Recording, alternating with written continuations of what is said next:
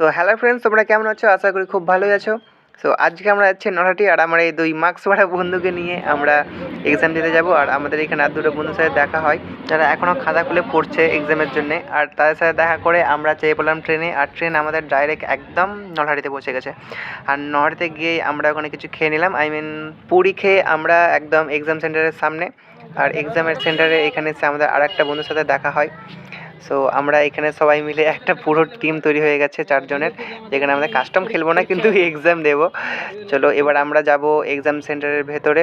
তো আমাদের সোফিয়াতে এবার সেন্টার পড়েছিল। তো এক্সাম তো খুবই সুন্দর হলো, আর আমাদের বন্ধুদের চেহারা দেখেই বুঝতে পারছো তারা কত খুশি।